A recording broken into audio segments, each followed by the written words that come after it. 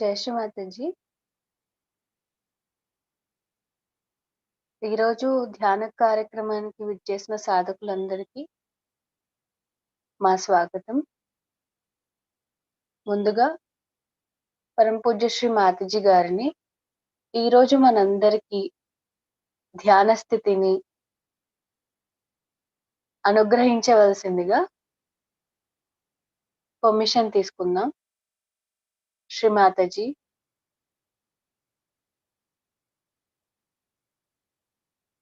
మీ దయ వలన ఈ రోజున సామూహిక ధ్యానం చేసుకోవడానికి మేమందరము సిద్ధంగా ఉన్నాము. దయచేసి మా అందరికీ ధ్యాన స్థితిని ప్రసాదించండి.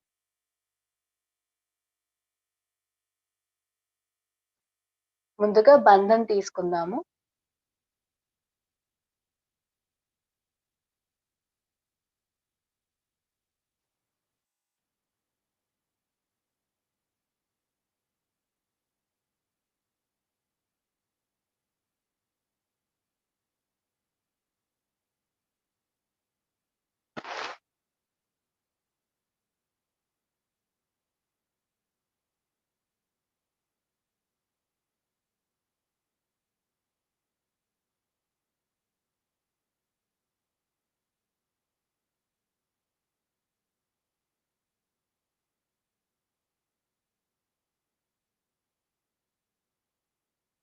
ఇప్పుడు మన 2 చేతులను భూమాత మీద గాని, భూమాత వైపుగా గాని పెడదాము.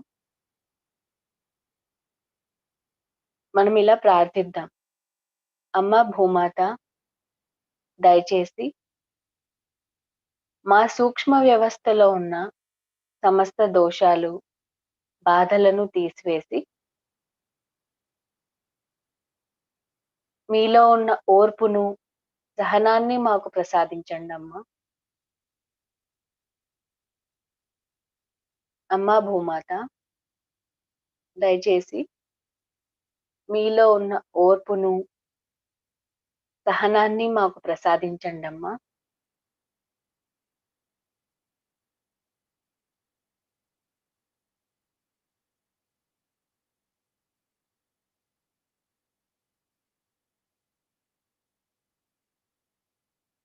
ధ్యాన స్థితిని చేరుకోవడానికి మాలో ఉన్న ఆటంకాలన్నింటినీ తొలగించండమ్మా.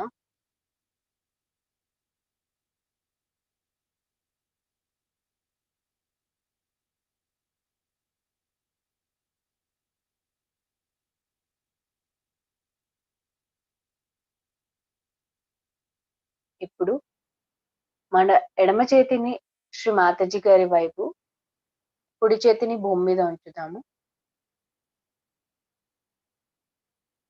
శ్రీ మాతాజీ,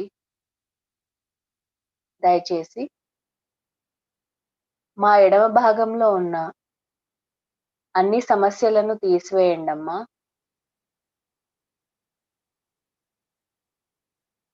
మా పింగళ నాడిలో ఉన్న అన్ని దోషాలను తీసివేసి మాకు శుద్ధ ఇచ్ఛాశక్తిని ఇవ్వండమ్మా.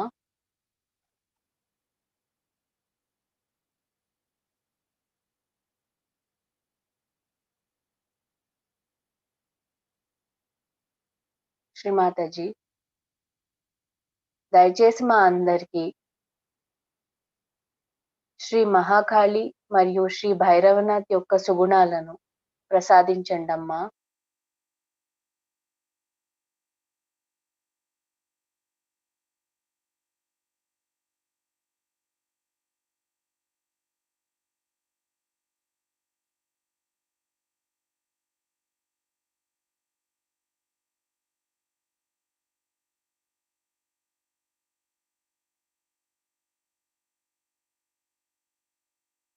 కొద్దిసేపు మనం మన ఎడమ చేతిని గమనిద్దాం. మనకి ఇంకా ఎవరికైనా బరువుగా, వేడిగా ఉంటే శ్రీ మాతాజీ గారిని మనస్ఫూర్తిగా ప్రార్థిద్దాం. దయచేసి మా అందరికీ శుద్ధ ఇచ్ఛాశక్తిని ఇవ్వండమ్మా.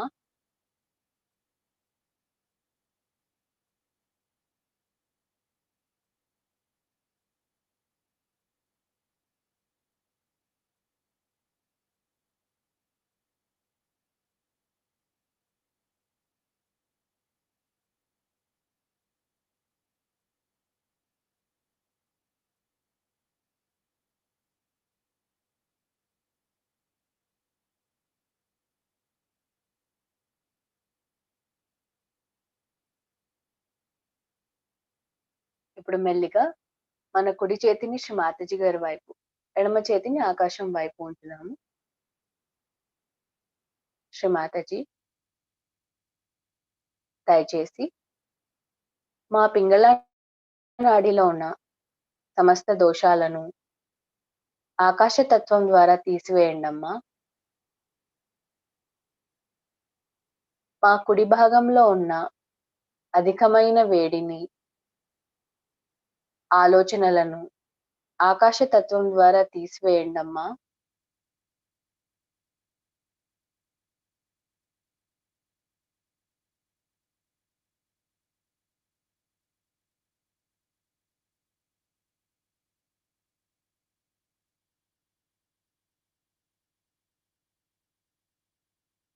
మా అందరికీ శుద్ధ క్రియాశక్తిని ప్రసాదించండమ్మా.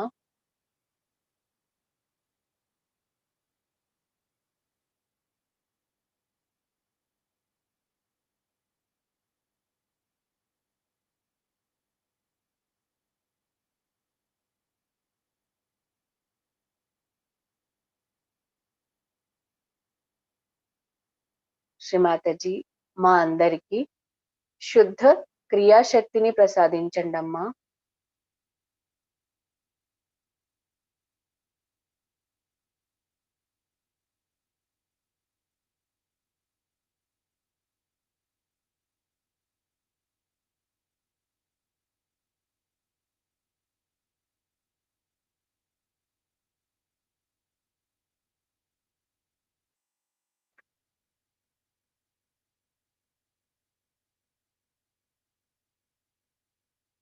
ఇప్పుడు మనం మన 2 చేతులను శ్రీ మాతాజీ గారి వైపు ఉంచుతాము.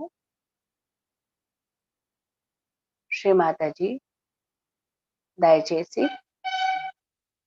మా అందరికీ సమతుల్యతను ప్రసాదించండమ్మా.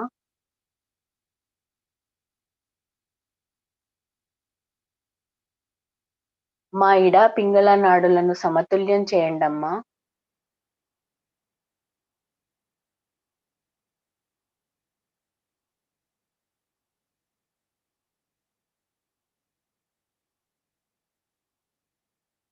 దయచేసి మా అందరికీ సమతుల్యతను ప్రసాదించండమ్మా.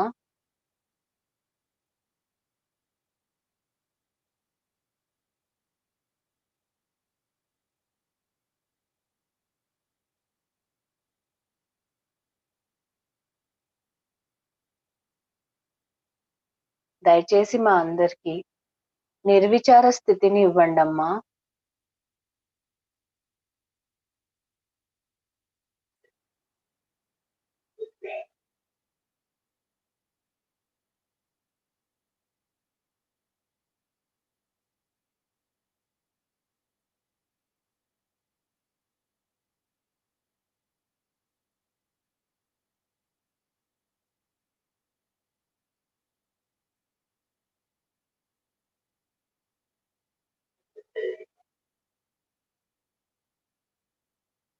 ఇప్పుడు 3 మహామంత్రాలు. ఇవి ఆడియో ప్లే చేసినప్పుడు మనందరం కూడా ఉచ్చరిస్తే బావుంటుంది.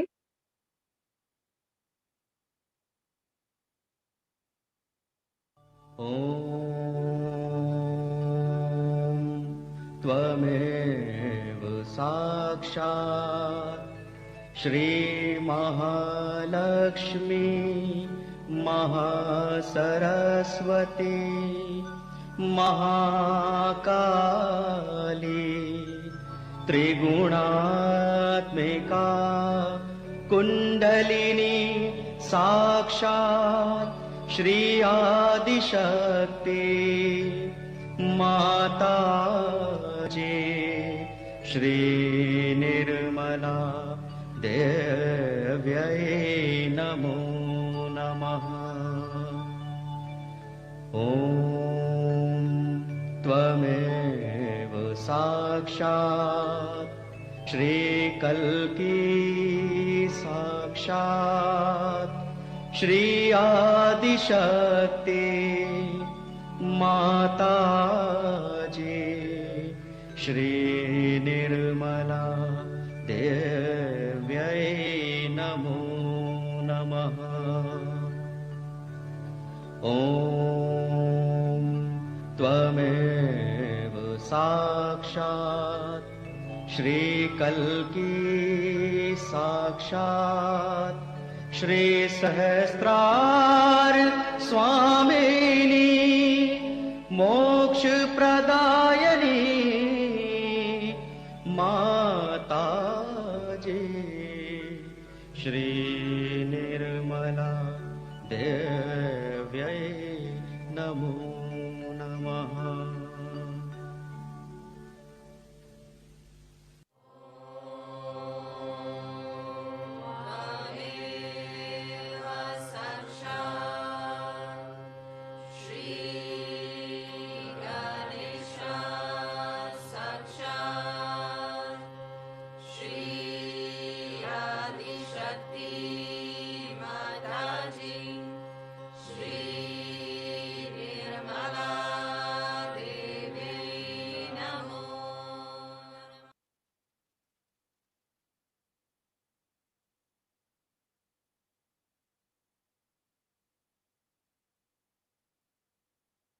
ఇప్పుడు మనందరి చిత్తాన్ని మనం సహస్రారంలో ఉంచుకుందాము.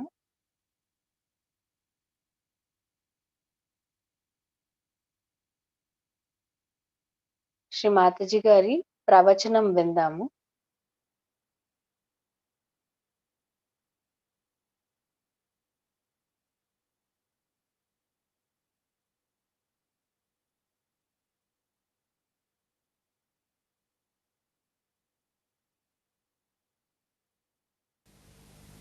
So when we talk of communications, first of all, the greatest thing is the communication between human beings.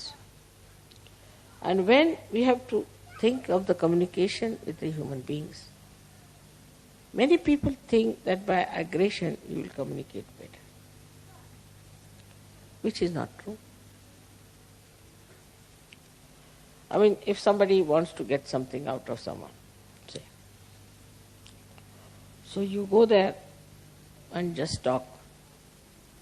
I have to have, how can you do it? This, that. As it is, it's no. But if you are sweet and start talking sweetly,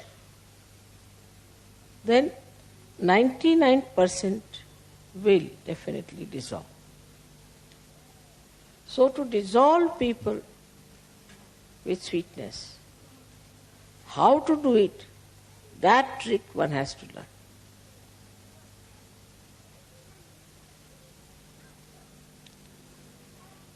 How with sweetness you can dissolve people.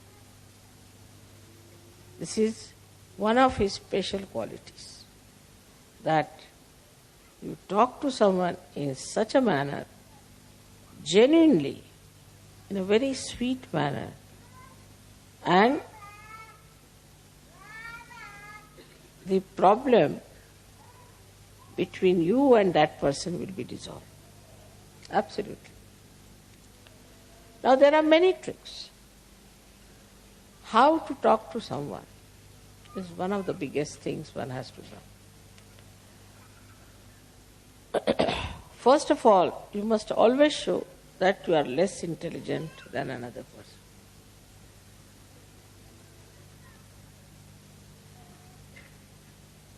Like I'm talking to scientists, I will say, I'm sorry, I don't know any science, no good for scientists. So they feel, oh, very good.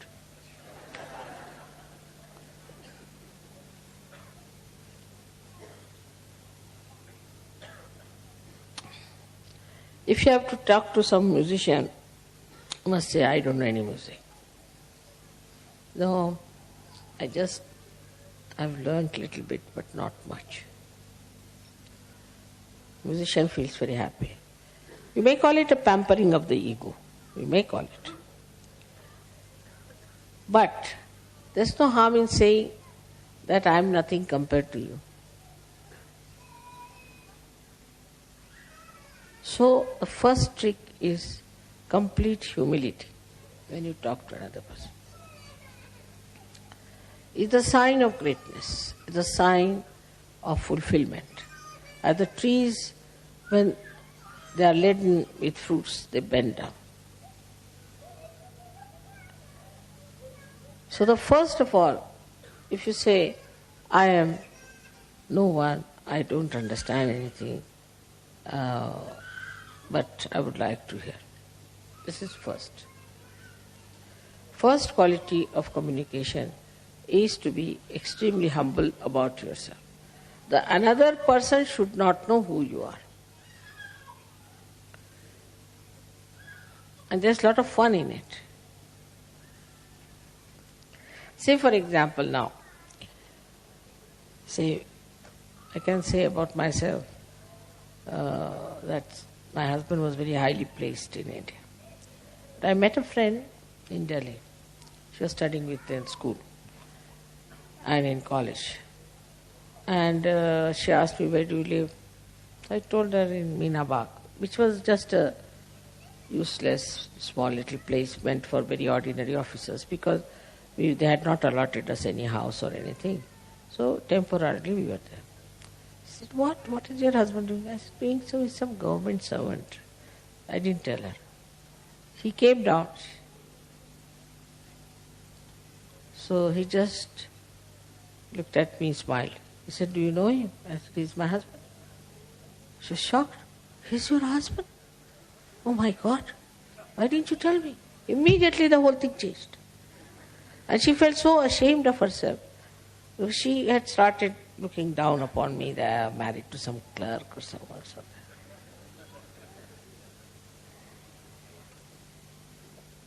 So the best thing is to play down. Play down everything. Now I know of certain Sahaja, they say, oh, mother has given me such powers, I can do this, I can do that. This boastfulness is of no use. I haven't got any powers, you see. I am a Sahajogi, that's all. But if you want, I can try.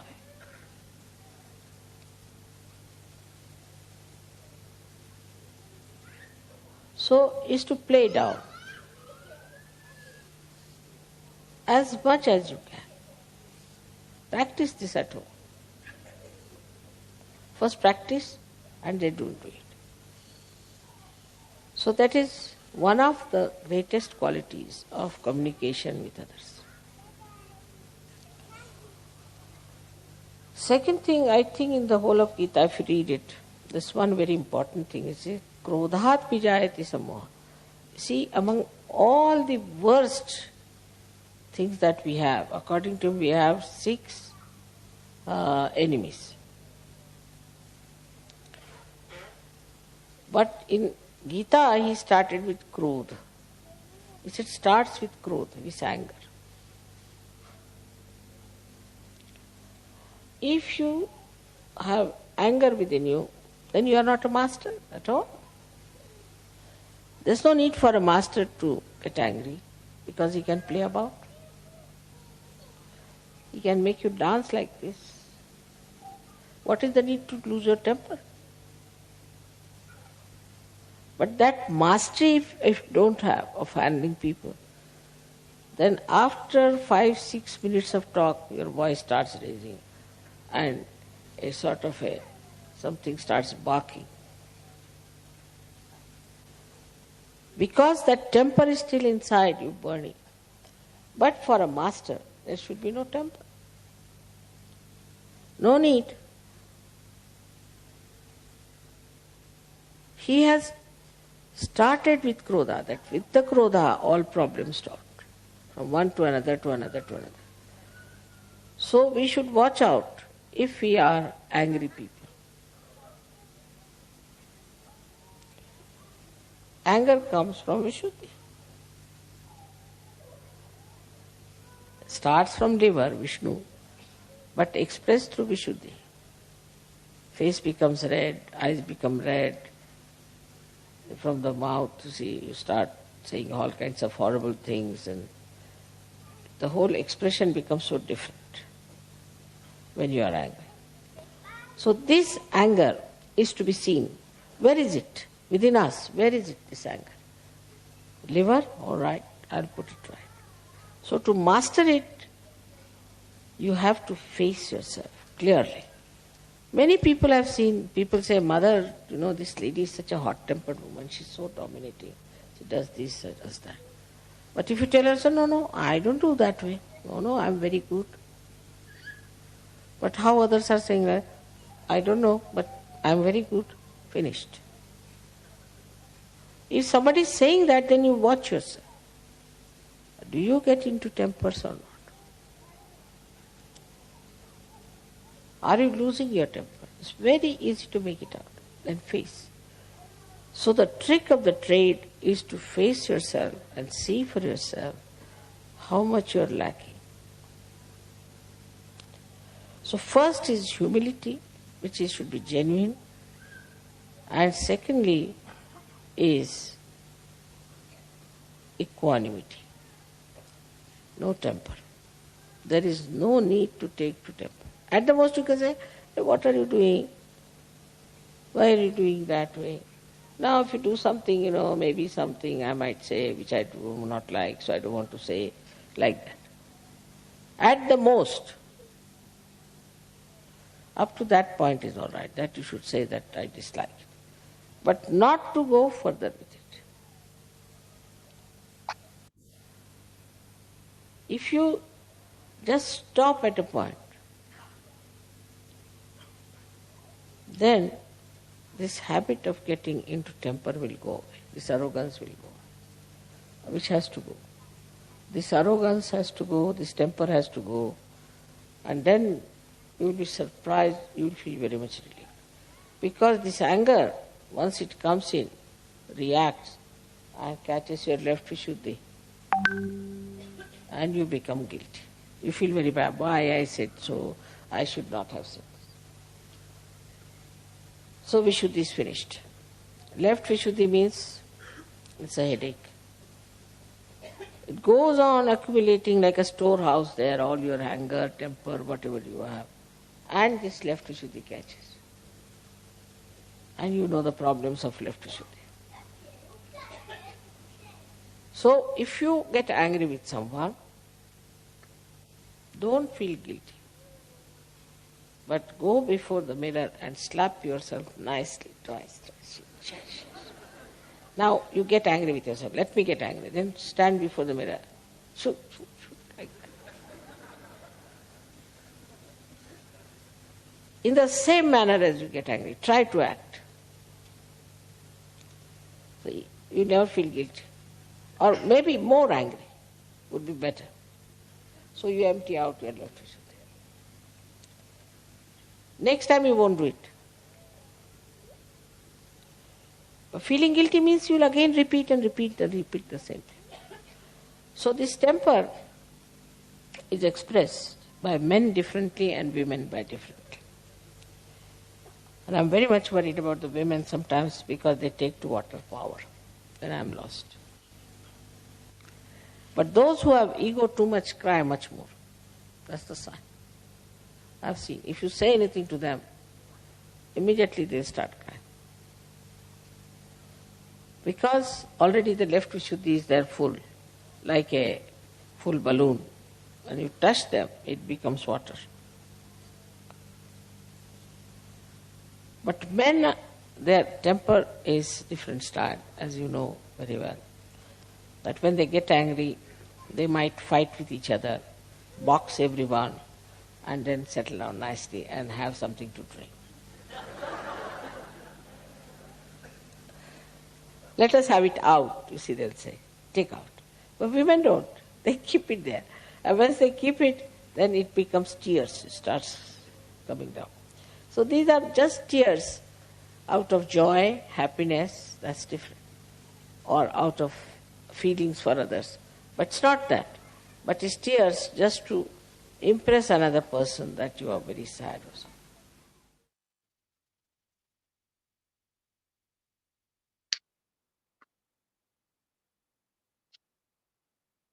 జై శ్రీ మాతాజీ అండి. ఈరోజు శ్రీ మాతాజీ గారు మనకి విశుద్ధి చక్రం గురించి చెప్పారు. ఇందులో ముఖ్యంగా అంటే విశుద్ధి మనము ఎక్కువగా ఇతరులతో వ్యవహరించడానికి, మాట్లాడడానికా గానీ, లేకపోతే మనకి తెలిసిన ఏదైనా ఒక విషయాన్ని తెలియజేయడానికి కానీ మనం వాడతాం. విశుద్ధి యొక్క ముఖ్యమైన కార్యం ఏంటి అంటే కమ్యూనికేషన్. అంటే మన వ్యవహార శైలి. అయితే మానవుల అంటే హ్యూమన్ బీయింగ్స్‌తో కమ్యూనికేషన్ చేయడం అన్నదే పెద్ద సమస్య. ఎందుకంటే చాలా వరకు మనందరికీ ఉండే ఒకే ఒక అపోహ ఏంటంటే, ఏదైనా ఒక విషయాన్ని మనం గట్టిగా అరిచి చెప్తే అది వాస్తవమని ఎదుటివారు అనుకుంటారు. దాన్ని పాటిస్తారు అని మనం అనుకుంటాం. కానీ అలా చేయడం అన్నది చాలా తప్పు. మనం ఎప్పుడైతే ఎదుటి వారికి ఏదైనా చెప్పాలి అనుకున్నప్పుడు మాధుర్యంగా చెప్తామో, అప్పుడు వాళ్ళు దాన్ని 99% అంటే 99% ఆ విషయాన్ని వాళ్ళు గ్రహించగలరు. అదే మనం కోపంగా చెప్తే గనక విషయం కన్నా మన కోపాన్నే ఎక్కువగా వాళ్ళు చూస్తారు. అయితే దీన్ని అంటే ఈ విషయాన్ని కరెక్ట్ చేసుకోవడానికి, మన వైఖరిని మాధుర్యంగా మార్చుకోవడానికి మనం ఎప్పుడూ మన విశుద్ధిని చాలా సమతుల్య స్థితిలో ఉంచుకోవాలన్నమాట.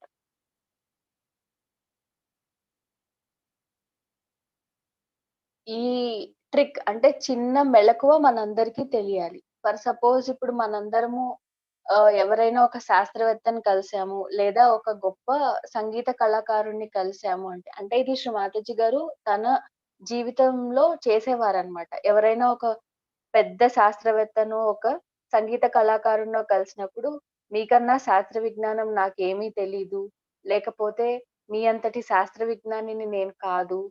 నాకు ఏదో కాస్త సంగీతం మీద జ్ఞానం ఉంది. ఇలా వారికి చెప్పడం వల్ల ఎదుటి వాళ్ళు ఏమనుకునేవాళ్ళు అంటే, ఓహో! ఇంత సహజయోగం ఆవిర్భవించి ఇంత ప్రోగ్రామ్స్ చేస్తున్న ఈమెకు కనీసం ఇది కూడా తెలీదా? అని అంటే వాళ్ళు చాలా సంతోషంగా ఫీల్ అయ్యేవాళ్ళు. సో, అప్పుడు శ్రీ మాతాజీ గారు చెప్పింది వాళ్ళు వినే పరిస్థితిలో వాళ్ళుంటారనమాట. అదే మనకే అన్నీ తెలుసు అని గనక మనము చెబితే వాళ్ళకేమవుతుందంటే వాళ్ళ అహంకారం దెబ్బతింటుంది. కానీ అన్నీ మీకే తెలుసు, నాకు మీకన్నా చాలా తక్కువగా తెలుసు అని చెప్పడం వల్ల ఏంటి అంటే, వాళ్ళు సమతుల్యంలో ఉండి మనం చెప్పేది వింటారు. ఈ చిన్న మెళకువని మనందరం కూడా రోజువారీ జీవితంలో పాటించాలని శ్రీ మాతాజీ గారు చెప్తున్నారు. ఎదుటి వాళ్ళ కన్నా మనకు చాలా తక్కువ తెలుసని చెప్పడంలో పెద్ద సమస్య ఏమీ లేదు. అయితే మనకి ముందుగా మన మీద కంప్లీట్ హ్యూమిలిటీ అంటే పూర్తిగా మనం మనతో వినయంగా ఉండాలి. అంటే మనకి మన మీద కోపం కానీ, టెంపర్ అంటే నిగ్రహం కానీ, ఈ 2 మనకి మనం ఉంచుకున్నప్పుడు ఎదుటి వారితో మనం మాట్లాడేటప్పుడు మన వ్యవహార శైలి చాలా చక్కగా ఉంటుంది. ఇంకొక ముఖ్యమైన విషయం ఏంటి అంటే క్రోధం, యాంగర్. అయితే ఈ కోపం అనేది మనకి అంటే శ్రీకృష్ణుడు బోధించిన గీతలో కూడా ముందు క్రోధం గురించే మాట్లాడారు. అన్ని రకాల సమస్యలకు క్రోధమే కారణమని చెప్పారు. అయితే క్రోధం వల్ల అక్కడ మోహమొస్తుంది. మనకి శ్రీ మాతాజీ గారు దాన్ని మన సూక్ష్మ వ్యవస్థకి ఎలా లింక్ చేశారు అంటే, మనందరికీ తెలుసు మనలో కాలేయం ఉంటుంది. అంటే దేన్నైతే స్వాదిష్టాన చక్రం మరియు నాభి చక్రం కంట్రోల్ చేస్తుందో, విష్ణువుకి రిప్రజెంటేషన్‌గా లివర్‌ని చెప్తారనమాట. అయితే మనందరిలో కోపం అనేది ముందుగా ఈ కాలేయం దగ్గర మొదలవుతుంది. కానీ అది వ్యక్తపరచడం అనేది మనకు విశుద్ధి ద్వారా అన్నమాట.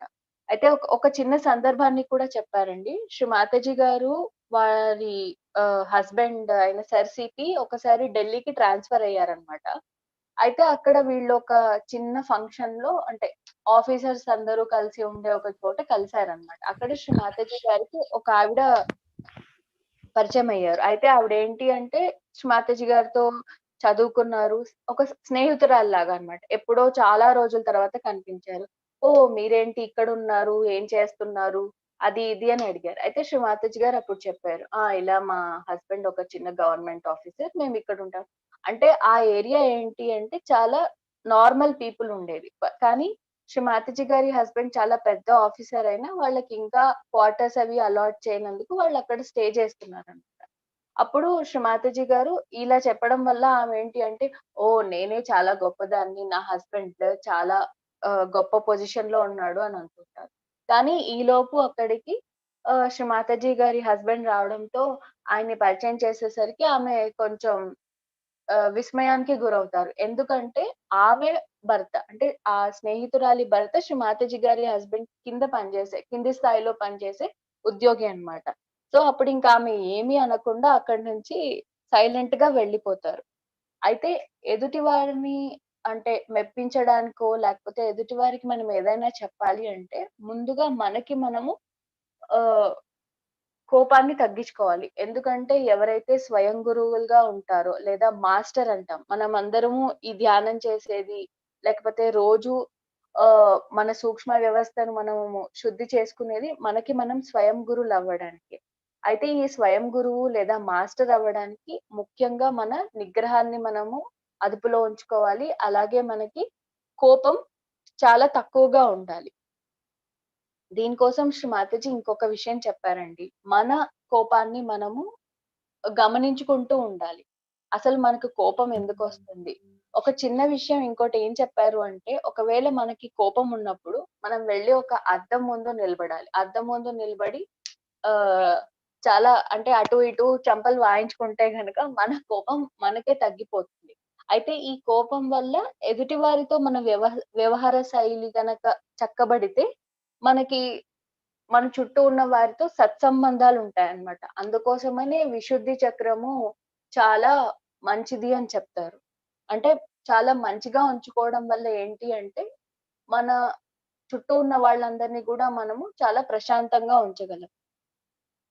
ఇంకా ఇంకొక చిన్న విషయం ఏం చెప్పారు అంటే, మనందరికీ విశుద్ధి చక్రము ఇంకొక 2 ముఖ్యమైన లక్షణాలనిస్తుంది. ఒకటి హ్యూమిలిటీ, ఇంకొకటి ఈక్వానిమిటీ.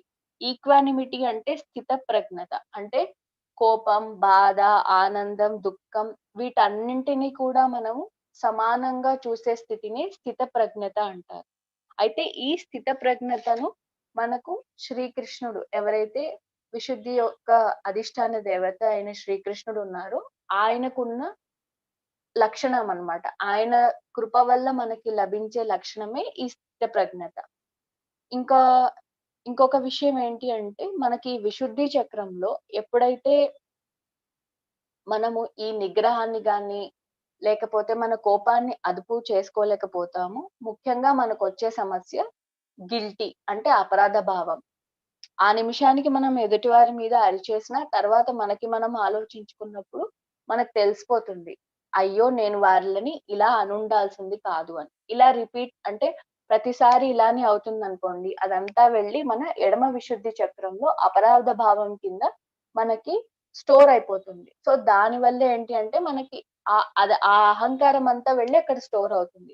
అయితే ఈ అపరాధ భావాన్ని లేదా అహంకారం వల్ల స్టోర్ అయిన ఈ అపరాధ భావాన్ని ముఖ్యంగా 2 రకాలుగా మనము బయటికి వ్యక్తపరుస్తాం.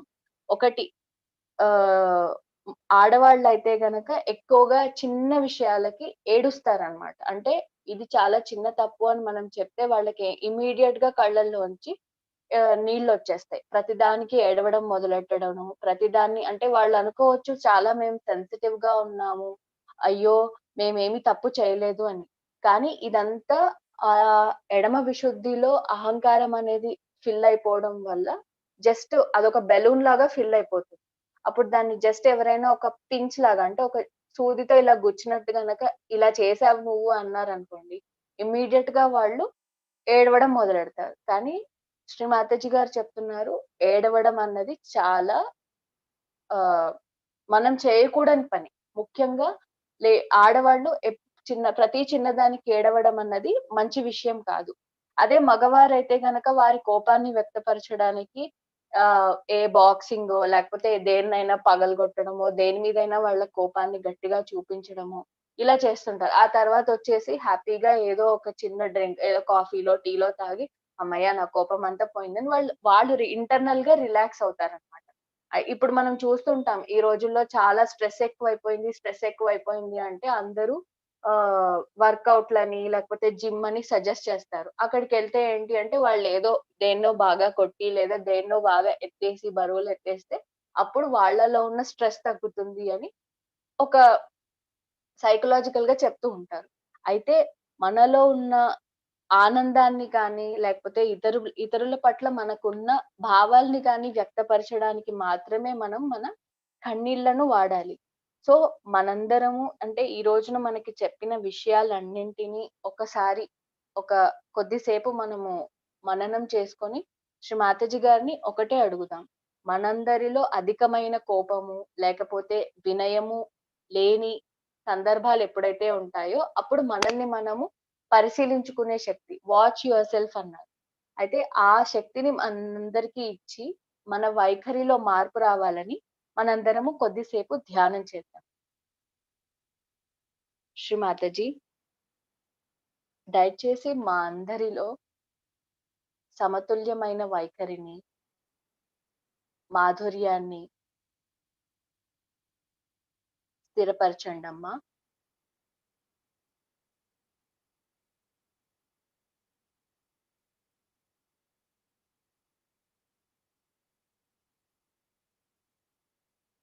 మాలో ఉన్న క్రోధాన్ని తొలగించండమ్మా.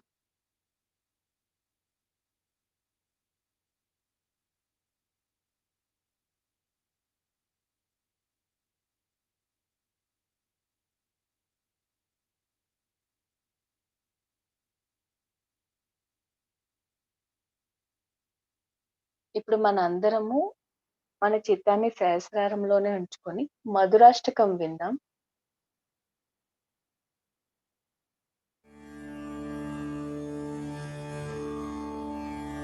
अधरं मधुरं वदनं मधुरं नयनं मधुरं हसितं मधुरं हृदयं मधुरं गमनं मधुरं मधुराधिपतेरखिलं मधुरं वचनं मधुरं चरितं मधुरं वसनं मधुरं वलितं मधुरं चलितं मधुरं भ्रमितं मधुरं मधुराधिपतेरखिलं मधुरं वेणुर्मधुरो रेणुर्मधुरः पाणिर्मधुरपादौ मधुरौ नृत्यं मधुरं सख्यं मधुरं मधुराधिपतेरखिलं मधुरं गीतं मधुरं पीतं मधुरं भुक्तं मधुरं सुप्तं मधुरं रूपं मधुरं तिलकं मधुरं मधुराधिपतेरखिलं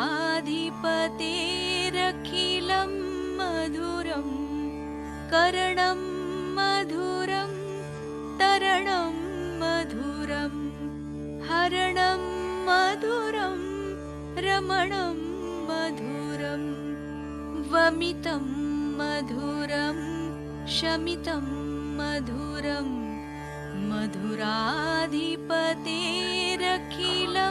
मधुरं गुञ्जा मधुरा माला मधुरा यमुना मधुरा वीची मधुरा सलिलं मधुरं कमलं मधुरं मधुराधिपतेरखिलं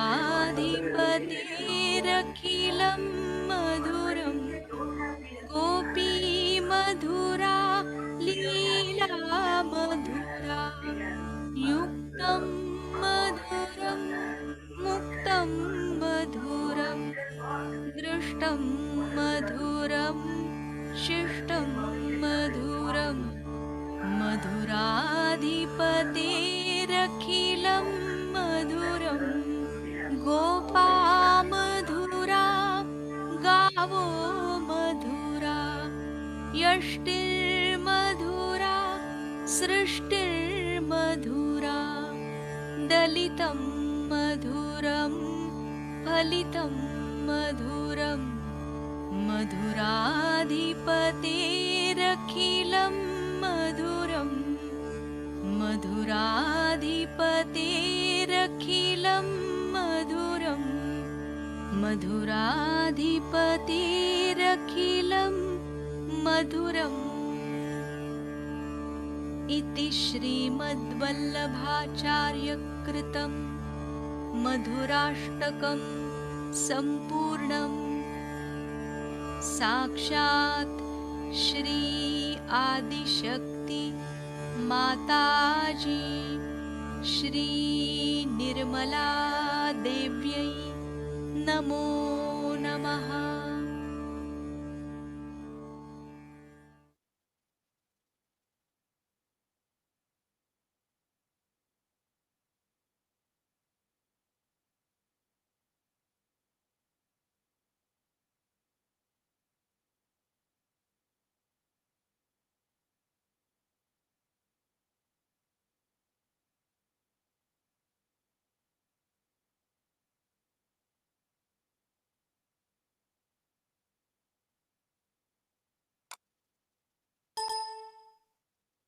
జై శ్రీ మాతాజీ అండి. ఈ మధురాష్టకంలో ఉన్న ప్రతి పదాన్ని మాతాజీ గారు మనకి చాలా సింపుల్ లాంగ్వేజ్ లో ఎక్స్ప్లెయిన్ చేశారనమాట. అంటే కేవలం మన వైఖరిలో మాధుర్యత ఉంటే చాలు, మిగతావన్నీ అంటే శ్రీకృష్ణుల వారికి ఉన్న అంటే అలంకరణలో అవ్వచ్చు, వారి వస్త్రధారణ, లేకపోతే వారి శక్తియుక్తులలో ఆయనకి మాధుర్యం ఉంది. అయితే మనం మానవులుగా మనకి కేవలం మనం ఇతరులతో వ్యవహరించే విధానంలో మాధుర్యత ఉంటే చాలు, అది ముఖ్యంగా మనం పాటించాల్సిందే అని శ్రీ మాతాజీ గారు చెప్పారు. కొద్దిసేపు ధ్యాన స్థితిలో ఉందాము.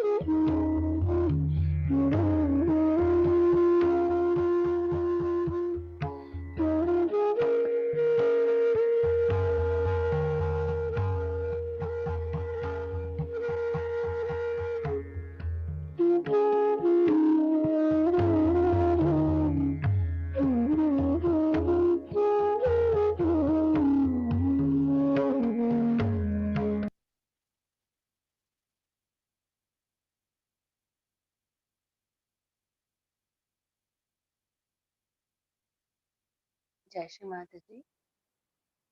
ఈరోజు ఇంత చక్కటి ధ్యాన స్థితిని మనందరికీ ప్రసాదించినందుకు శ్రీ మాతాజీ గారికి హృదయపూర్వకంగా ధన్యవాదములు తెలుపుకుంటూ మనందరము కుండలిని జాగృతి చేసుకుని బంధం తీసుకుంటాం.